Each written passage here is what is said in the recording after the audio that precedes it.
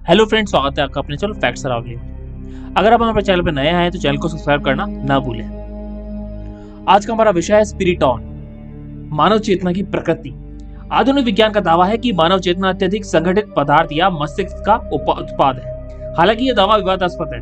वास्तव में एक उच्च संगठित पदार्थ को स्वयं एक सचेत दृष्टिकोण या पदार्थ के बुद्धिमान हेरफेर की आवश्यकता होती है, इसलिए परिभाषा स्वयं का खंडन करती है। स्पिरिटन अंतरराष्ट्रीय भक्ति वेदांत संस्थान के वैज्ञानिकों द्वारा प्रस्तावित नया वैज्ञानिक शब्द है। अकेले हमारे शरीर के किसी भी रासायनिक तत्व में चेतना नहीं होती, इसमें मस्तिष्क कोशिकाएं भी शामिल हैं। इन तत्वों का कोई भी संयोजन चेतना उत्पन्न नहीं करता, लेकिन फिर भी हमसे प्रत्येक के पास एक चेतना होती है। संस्कृत में चेतना को जीव शब्द कहा जाता है, कुछ लोग बाग इसको प्राण भी कहते हैं। एक अन्य शब्द आत्मा भी है, जिसका अनुवाद आध्यात्मिक ऊर्जा की चिंगारी या सिर्फ एक आत्मा के रूप में होता है।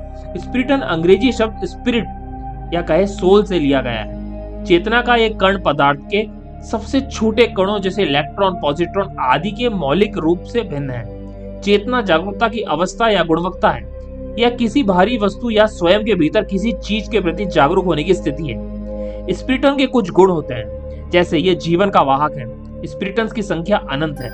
स्पिरिटन को बनाया नष्ट नहीं किया जा सकता। इसका एक शाश्वत स्वभाव है। स्पिरिटन में चेतना और स्वतंत्र इच्छा है। स्पिरिटन का एक व्यक्तित्व स्वभाव है।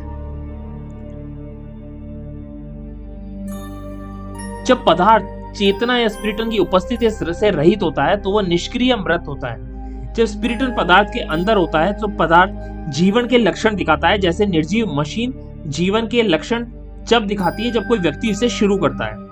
मेरे शरीर के बारे में बात करने से हमारा तात्पर्य यह है कि शरीर का एक मालिक है, यानी आत्मा। जब कोई मर जाता है तो हम कहते हैं कि वह हमें छोड़कर चला गया, जबकि शव अभी भी हमारे सामने होता है, जिसका अर्थ यह है कि शरीर का स्वामी कोई सच्चा व्यक्ति या इकाई थी जो छोड़कर चली गई।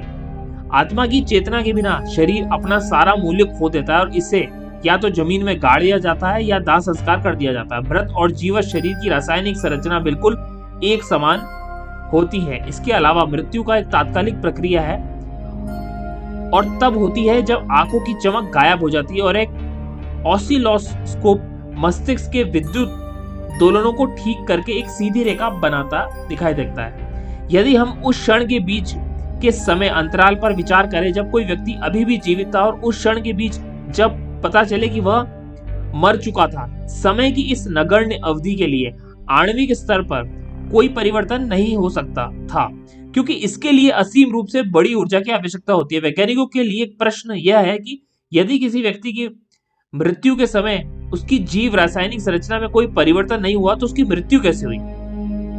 एकमात्र वैज्ञानिक व्याख्या या कहे वैज्ञानिक व्याख्या इस तथ्य में निहित है कि मृत्यु के समय और चेतना से अलग हो जाता है। मतलब शरीर मृत्यु के समय चेतना से या कहे आत्मा से अलग हो जाता है, जो जीने की असली कारण होती है, क्योंकि चेतना अभौतिक है और इसका कोई द्रव्यमान नहीं है। यह बिना किसी ऊर्जा के उपयोग के तुरंत शरीर से अलग हो जाती है। तभी से शरीर के सड़ने की प्रक्रिया बहुत तेजी से बढ़ने लगती है। ऐसा इसलिए होता है क्योंकि शाश्वत प्रकृति वाली चेतना या कहे उसकी स्पिरिट शरीर में रहते हुए भी विनाशकारी प्रक्रियाओं को रोकती है, और जब यह शाश्वत तत्व शरीर छोड़ देता है तो विघटन की प्रक्रिया को रोकने के लिए कुछ नहीं होता।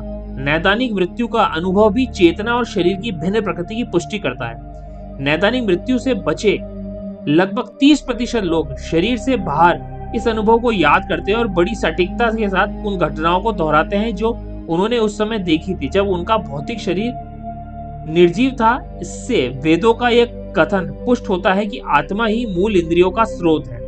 आत्मा की यह सूक्ष्म इंद्रियां शरीर में सूक्ष्म ऊर्जा चैनलों के माध्यम से भौतिक इंद्रियों से संबंधित होती है। सूक्ष्म ऊर्जा चैनल स्थूल स्तर पर तंत्रिका तंत्र में परिवर्तित हो जाते हैं और फिर मस्तिष्क और बाहरी इंद्रियों से जुड़ जाते हैं। ये आंतरिक इंद्रियां ही है जो हमें बाहरी आंखें बंद होने पर भी सपने देखने के लिए मजबूर करती है, अनुमति देती है।